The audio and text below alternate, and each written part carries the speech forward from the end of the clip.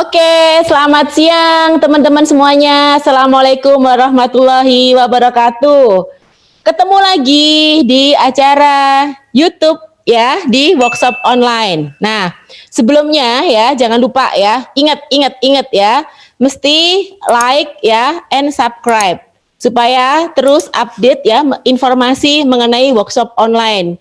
Dan juga ya teman-teman ya yang nonton channel ini ya untuk kasih komen ya. Contoh ya, Lita Bandung, kemudian Yusuf Makassar misalnya. Jadi sebutin nama Anda dan dari mana aja kota Anda. Karena workshop online kita hari ini ya terbuka untuk umum ya. Jadi bisa disaksikan di kota manapun ya di Indonesia. Bahkan ada juga ya yang ada di luar negeri. Materinya luar biasa ya tentang diabetes beserta komplikasinya ya. Nah, teman-teman, kenapa kok saya sangat tertarik ya dan begitu menariknya tema ini? Karena data yang saya dapatkan dari WHO ya 2017 itu angka penderita diabetes itu luar biasa dan Indonesia menjadi negara ke-6 terbesar di dunia. Dan angkanya adalah sebanyak Indonesia sendiri 10 juta penderita diabetes. Dan data yang baru saya dapatkan, ternyata tahun ini Indonesia angka penderita diabetes itu sudah mencapai 20,4 juta penderita diabetes.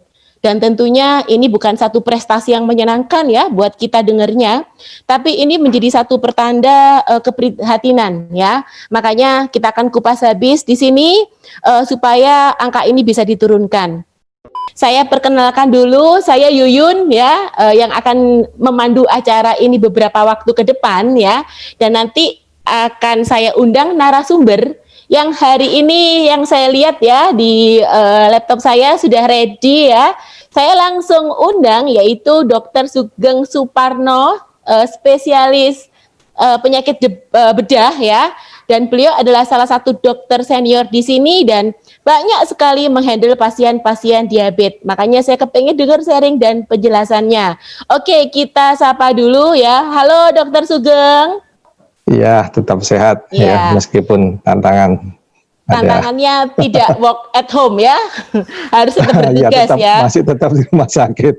Oke ya. Oke, Dokter Sugeng, mohon maaf banget. Hari ini kan temanya begitu menarik banget ya tentang diabetes. Apalagi tadi saya sebutkan angkanya. Iya, lumayan 20,4 ya. Juta ya. Ya, benar ya dok ya yang tadi saya sampaikan ya. Betul ya. Nah dok, boleh dijelaskan nggak sebenarnya penyakit diabetes itu seperti apa dok? Penyakit diabetes itu suatu sindrom metabolik. Itu mengenai kelainan dari produksi atau sekresi dari insulin maupun dari kerja insulin. Bisa salah satu, bisa kedua-duanya. Dan diabetes ini dibagi dalam 4 tipe. Diabetes tipe 1 itu terjadi pada anak-anak karena autoimun ya. Sel beta pankreasnya rusak. Itu angkanya kecil sekali. Terus yang kedua, yang paling banyak itu yaitu DM tipe 2 yang dijawabkan pada orang menginjak usia dewasa. Terus yang ketiga, diabetes pada ibu hamil, yang lain diabetes pada lainnya. Contohnya pada penyakit fibrotik dari pankreas dan lain sebagainya. Oke. Tadi Dokter Sugeng sebutkan diabetes tipe 2 banyak sekali penderitanya di tipe itu. Paling banyak sekali. Kira-kira kenapa ya dok ya? Kok bisa banyak begitu angkanya ya dok ya? Pertama, ya itu kan sindrom metabolik ya. Ya. Yang pada masyarakat sekarang ini perubahan dari gaya hidup. Contohnya ya, perubahan pola makan. Yang pada awalnya kita kan seringkali pagi makan sedikit, siang lebih banyak, malam dipolkan. Nah, kebanyakan malam kan istilahnya kondisi tubuh kan istirahat. Iya dok. Diberi gula terlalu, makan terlalu tinggi sehingga kerja insulin dan pankreas terlalu berat sekali. Lama-lama juga kalau kita kerja terlalu berat, lama-lama juga kalah juga kan seperti itu. Dari ahli diabetes juga saya dapatkan ya, yang bagus makan pagi itu yang banyak. Karena kita butuh tenaga untuk bekerja. Siang agak dikurangin, malam paling sedikit. Kemudian dari ahli nutrisionis juga saya dapatkan ya, bahwa orang setelah makan 2 jam itu jangan istirahat dulu. Ya aktivitas apalah, muter-muter jalan-jalan atau ngerupin dan lain sebagainya, atau mengerjakan pekerjaan tugas yang belum selesai. Setelah 2 jam baru boleh beristirahat. Berarti penambahan angka penderita diabetes itu karena tipe 2 dan karena Iya. tadi itu adalah pola hidup ya. Jadi Iya, salah bisa satunya. bisa saya mulai untuk khawatirkan anak-anak zaman sekarang ya. Karena Iya. sebenarnya diabetes itu kalau tadi lihat tentang pola makan, berarti faktor keturunan itu kecil banget ya, Dok ya? Faktor keturunan ada pengaruh. Ada Tapi pengaruh. kalau pola hidup kita dan lain sebagainya itu tidak mendukung, itu tidak terjadi. Ya. Jadi faktor lingkungan itu pengaruhnya besar sekali. Oke. Sedangkan pasien saya banyak yang saya dapatin, dia orang tuanya nggak ada diabetes, tapi dia sendiri kena diabetes. Iya. Anak-anak ada juga, Dok, yang menderita diabetes? Ada, yaitu diabetes tipe 1. Tipe 1 ya. Tapi sekarang usianya lebih mudah lagi ya, masih dewasa muda, begitu sudah kena diabetes tipe 2. Yang angkanya sudah mulai banyak ya. Itu juga karena autoimmune disease. Nah, Terus penyebab berikutnya itu faktor stres. Kenapa?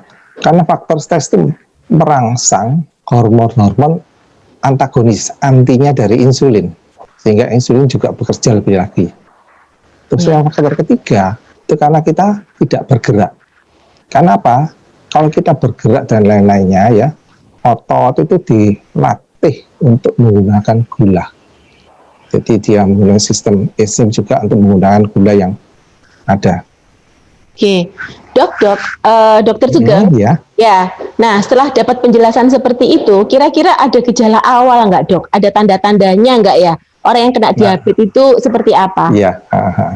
Ya, seperti ini ya. Kita seringkali kalau sekolah kan tujuannya salah satunya supaya bisa reuni kan.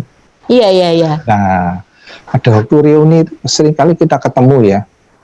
Pada waktu sekolah dulu teman kita itu gagah sekali, cantik sekali dan lain sebagainya.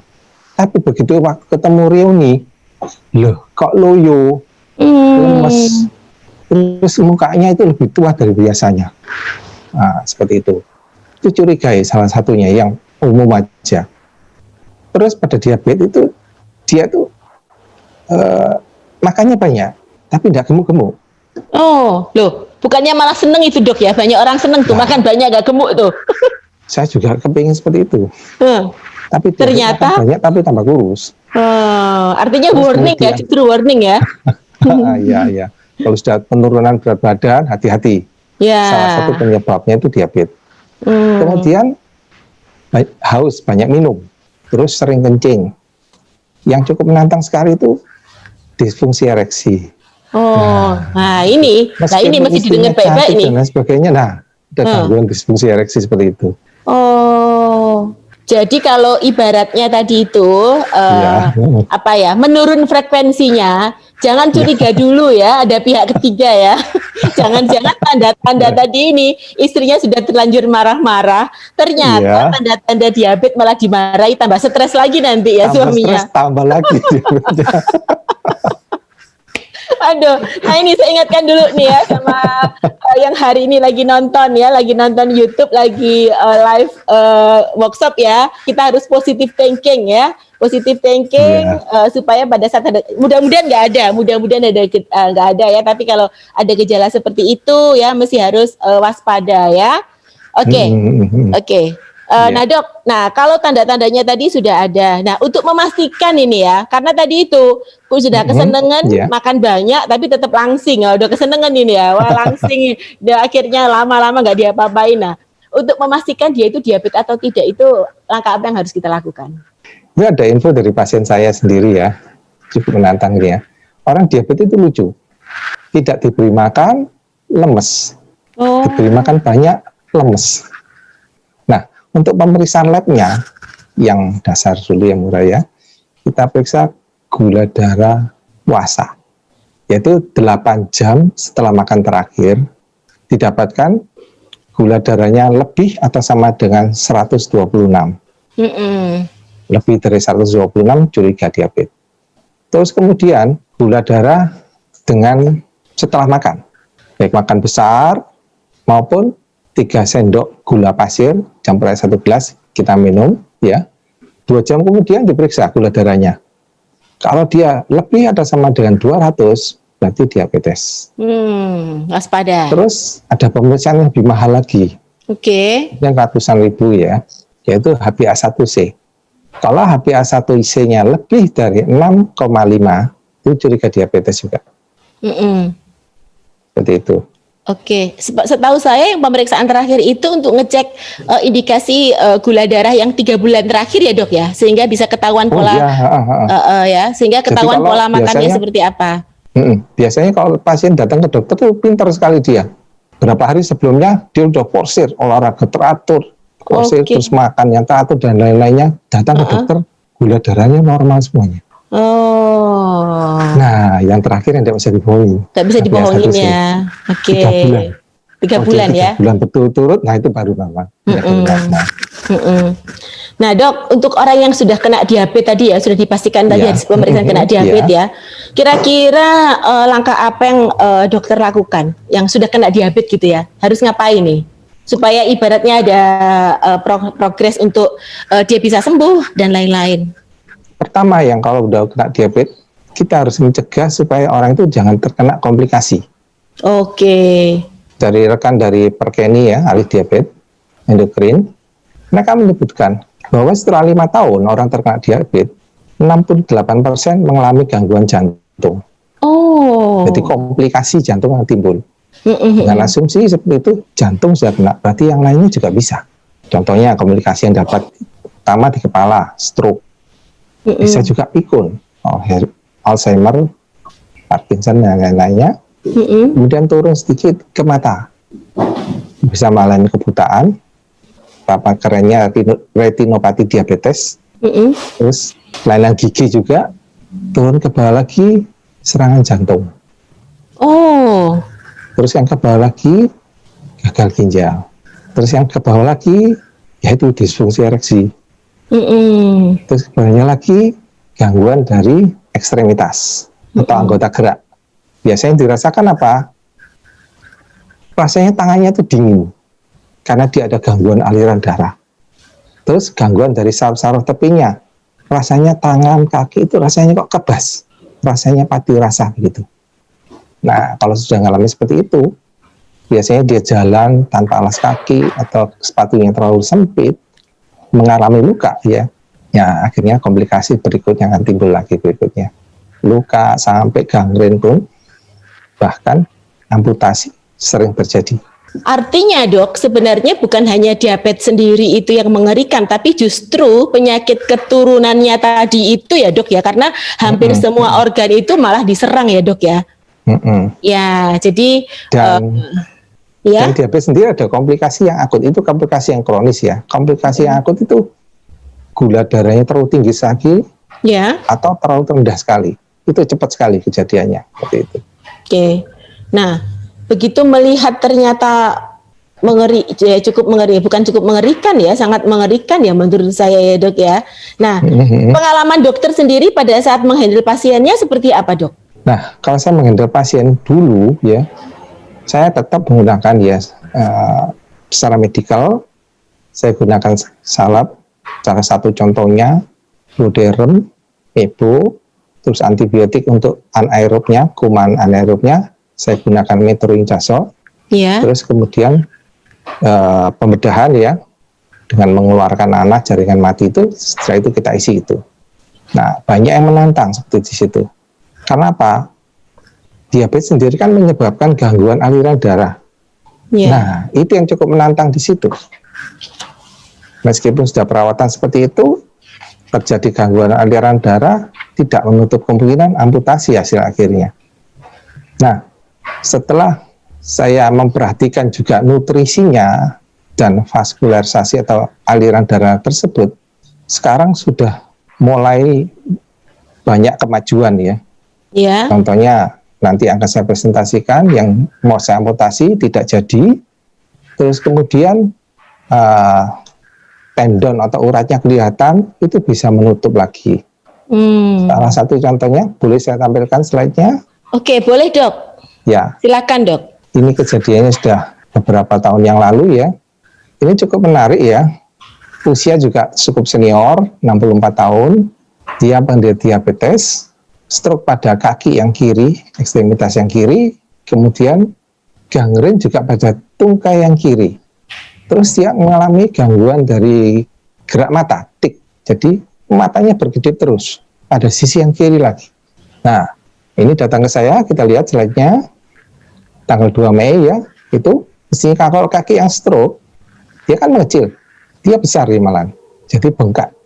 Mulai dari atasnya lutut sampai pergelangan kata kaki, itu bengkak semuanya. Dan di dalam itu isinya nanah dan otot-otot yang rusak.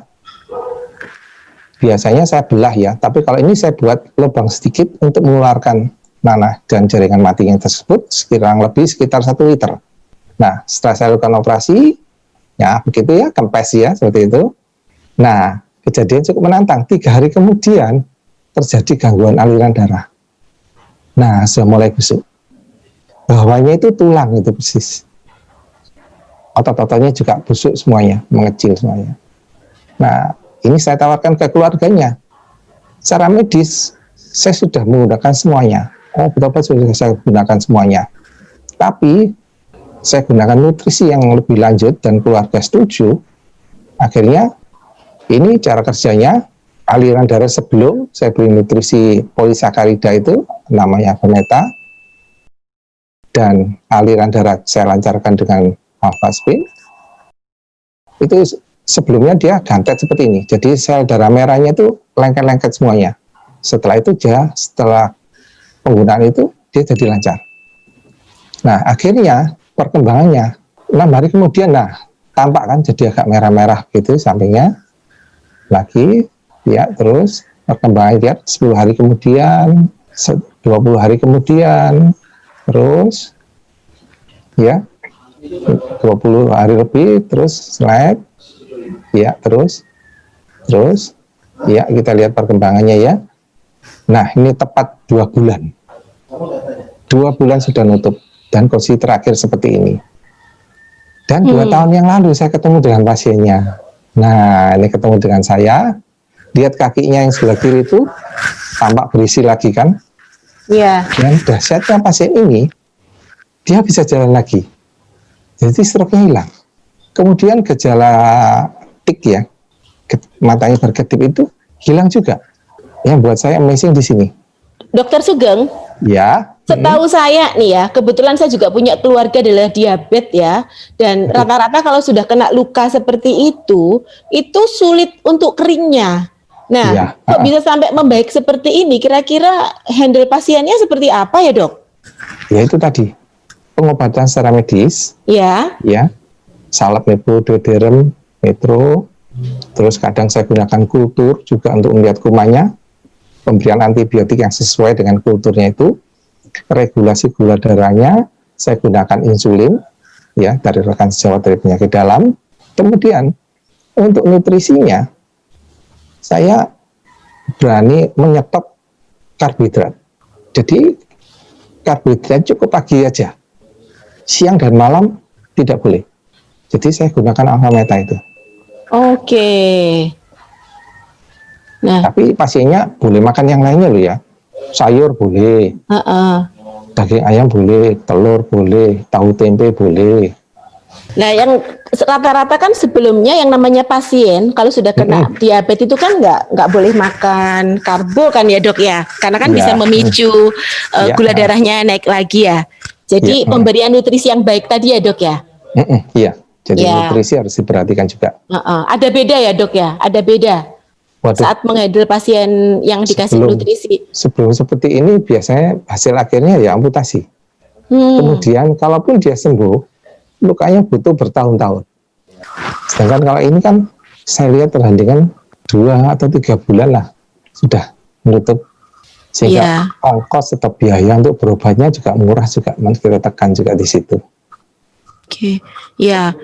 Karena buat saya ini amazing dok, bisa membaik seperti ini. Nah, kalau saya lihat fotonya ini kan Dokter Sugeng ketemu tahun 2018 ya. Iya. Nah, berarti sekarang setahun kemudian ya, setahun lebih, hampir 2 tahun ya. Iya. Nah, saya jadi penasaran nih, kepengen tahu kondisi terakhir yang namanya Bapak Tejo ini seperti apa. Nah, kira-kira bisa sharing enggak dok keluarganya dok? Istrinya bisa. Bu Oh, istrinya bisa. Ya. Oke. Untuk bisa sharing gimana caranya? Bisa saya kirim nomor teleponnya ya. Oh, bisa telepon ya? Bisa telepon. Oh iya bisa, ya, bisa. Karena saya yakin begini, Dok. Yang namanya diabetes itu kan banyak orang berpendapat begitu ya, mempunyai mindset obatnya itu nggak bisa stop ya, karena kan itu jangka panjang.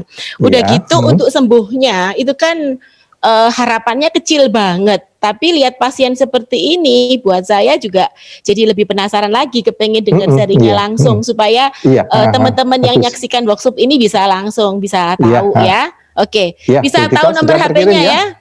Sudah Oke. Ya, nomornya. Saya telepon. Saya telepon coba. Ibu Insia ya. Ibu Insia. Di Blora ya dok ya. Oh iya, dari Blora dia. Oke, saya coba telepon. Ya, ini istrinya Bapak Tejo ya. Oke, ya. Istri ini seorang istri yang concern terhadap kesehatan suaminya ya. Jadi dia berupaya apapun yang terbaik ya. Jadi waktu saya penguatan medis sudah mentok, dia minta tambahan lagi yang lebih lanjut ya.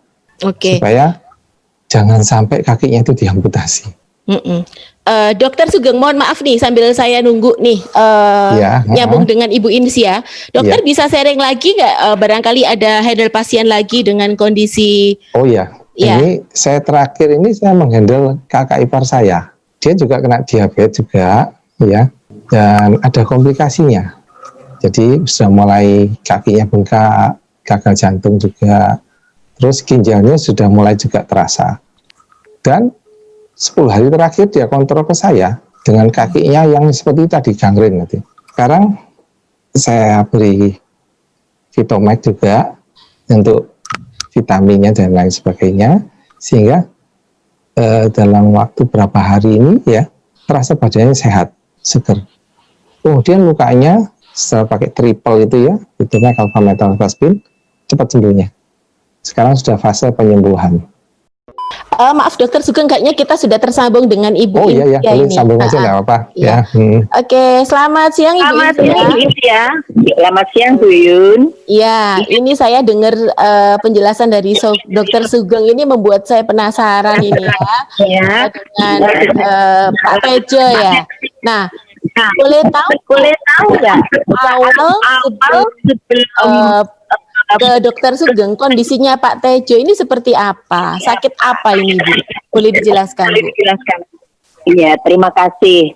Waktu itu Bapak sebelum ketemu Dokter Sugeng itu sakitnya, Bapak itu sakit mata, glukoma, dan ada penyempitan peredaran darah yang menuju ke otak. Akhirnya Bapak mengalami stroke ringan, mata berkedip-kedip sebelah kiri, dan dikatakan oleh dokter bahwa harus mengkonsumsi obat syaraf, obat darah tinggi seumur hidup. Pada tahun 2016 itu Bapak mengalami infeksi kaki muka, mukanya sudah lumayan bengkak. Kemudian saya bawa ke rumah sakit Bayangkara, dilakukan tindakan itu pengambilan cairan karena kaki Bapak yang bengkak. Iya, pengambilan lambungnya ya. Iya Bu. Terus waktu dibawa ke Dokter Sugeng, kondisinya itu seperti apa Bu? Parah sekali Bu Yun, itu mukanya sampai jalan. Iya. Terus rencana mau amputasi itu. Rencananya mau diamputasi ya Bu ya sama Dokter Sugeng ya. Amputasi saya nangis itu waktu itu, terus saya bilang sama dokter, nggak ada yang lain dokter nggak sampai tidak amputasi. Iya. Pak, nggak usah konsumsi obat, ibu Ana minum. Nah ini seperti serek dan di pakai laser itu. Akhirnya saya setuju. Bapak mengkonsumsi rutin itu alfa Alpha meta Meta. dan lukanya itu disenteri sama alfa Alfaspin. Oke, ya. Heeh. Akhirnya alhamdulillah bisa sembuh. Nah, lukanya bisa kembali, kakinya kembali halus seperti Iya. semula, tidak ada yang berlubang. Terus sampai sekarang Bapak tidak mengkonsumsi obat yang besar, obat darah tinggi dan lain, alfa meta dan rutin itu di bagian kepala itu tidak terjadi alfa spin itu, dan sekarang alhamdulillah sudah tidak berkedip-kedip, Iya. sudah Iya. Iya. normal seperti itu. Oh, alhamdulillah. Iya, iya. Terus saya lihat fotonya dari Dokter Sugeng tadi itu kan ketemu Bapak kan 2018. Nah, kondisinya hari ini gimana, Bu? Kondisinya sehat, alhamdulillah. Iya. Iya. Biasa nggak konsumsi obat, hanya itu alfa meta rutin sama alfa spin. Setiap tidur itu disentering gitu kepalanya. Oke. Mhm. Jadi udah nggak minum obat dokter, tapi sekarang ini rutin minum alfa meta. Iya. Ya, jadi udah hampir 2 tahun ya Bu ya minum rutin alfa meta Lebih. ya. 4 tahun. Iya, sudah. Rutin ya. Oke. Iya. Ibu Insia terima kasih banyak sharingnya ya. Iya, iya. Sama-sama. Iya, sehat terus ya Bu ya bersama keluarga ya Bu ya. Ya, itu Ah, terima kasih. Assalamualaikum. Salam buat keluarga. Salam kembali. Wah, luar biasa, amazing. Iya. Saya jadi ikut seneng ya dan mendapatkan harapan ya untuk teman atau keluarga yang kena diabetes. Oke. Nah, boleh saya tampilkan slide yang kedua, kasus Boleh. ini yang cukup menantang ya. Biasanya kalau seperti ini ya siap-siap ya, yang kuatkan iman ya, untuk melihat yang mengerikan ini. Nah, apa itu dok? Ya, luka kaki yang mengerikan. Yang biasa Lebih kalau mengerikan begini dari rasanya tadi. putus saja. Iya, lebih mengerikan lagi. Balik soalnya. badan. Oke, Ini monggo. usianya juga sama, cukup senior juga ya. Seorang wanita ya, 67 tahun, usia mirip-mirip ya. Gangguan dia awalnya seperti ini ya, 18 September. 2 hari kemudian saya langsung operasi buka, nah ini hancur semuanya, habis ini. Jadi kelihatan dari urat-uratnya itu kelihatan sekali. Nah, setelah saya rawat dengan alfa meta alfaspin, terus nah mulai membaik. Saya kultur juga kumannya, terjadi perbaikan. Bahkan kumannya itu sensitif sekali terhadap tetrasiklin, super tetra. Nah, sehingga dia terjadi perbaikan, lihat aja tanggalnya ya, 2 bulan lebih ya.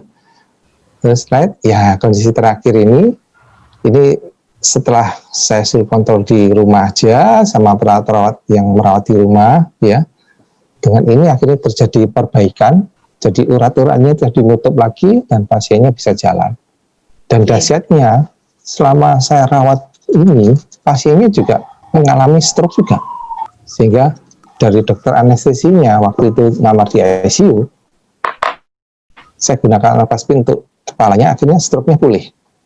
Seperti itu. Ya, saya menghela nafas ini dok. Dan lihat saya. Makanya saya juga pasti bisa ngerasain teman-teman yang lagi lihat workshop hari ini ya. Iya, Begitu kakinya melihat mengerikan. dampaknya diabetes seperti ini dan komplikasinya seperti apa ya. Benar-benar deh ya, saya sarankan bagaimana hidup sehat tadi ya, untuk bisa mengatur pola makan ya. Untuk Iya. mengatur asupan nutrisi dalam tubuh kita. Dan seneng banget saya dengar sharingnya Dokter Sugeng tadi, juga dengar sharingnya Ibu Insia. Artinya ada harapan buat pasien diabetes ya, bersama dengan komplikasinya, untuk bisa mempercepat ya proses penyembuhannya ya. Karena tadi Dokter Sugeng menyebutkan ada dibantu dengan nutrisi alfa meta, kemudian Vitomax dan alfaspin ya dok ya.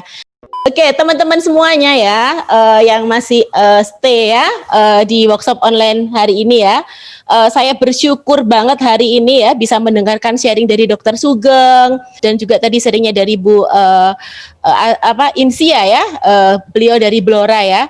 Dan saya tadi bisa ambil sedikit kesimpulan bahwa hari ini yang kita makan gak hanya sekedar nasi, tapi sel kita adalah butuh yang namanya alpha PSP karena bisa membantu 4 fungsi sel ya, yaitu detox, kemudian peremajaan, perlindungan ya, dan tadi adalah perbaikan.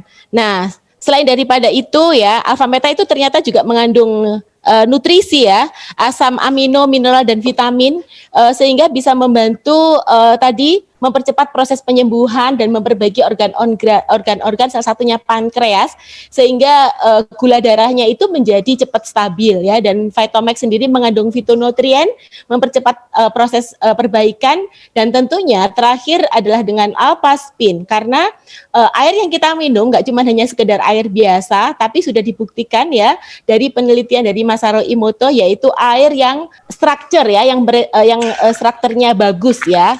Karena dengan dialirkan alpha spin itu ternyata airnya banyak tambahan oksigennya yang dibutuhkan oleh sel ya. Oke, many thank you for your sharing ya Dokter Sugeng ya dan Ibu Insia ya. Tadi mohon maaf Ibu Insia tidak bisa ditampilkan lewat video ya karena ada challenge di jaringan wifi ya. Dan teman-teman semuanya yang masih stay ya untuk ngikutin channel kita tetap ya like, subscribe, dan jangan lupa masih ada waktu untuk komen dan bagi ya, karena saya yakin banget ya dengan stay at home hari ini ya kita isi sesuatu yang bermanfaat ya dengan ikutin acara workshop online seperti ini, jadi pengetahuan akan kesehatan menjadi bertambah dan bisa menurunkan angka penderita diabetes ya, supaya betul-betul turun banyak ya Dokter Sugeng ya. Iya, banyak sekali. Betul. Dan stay at home, stay positif, stay happy, stay safe. Sampai ketemu di workshop online berikutnya. Salam.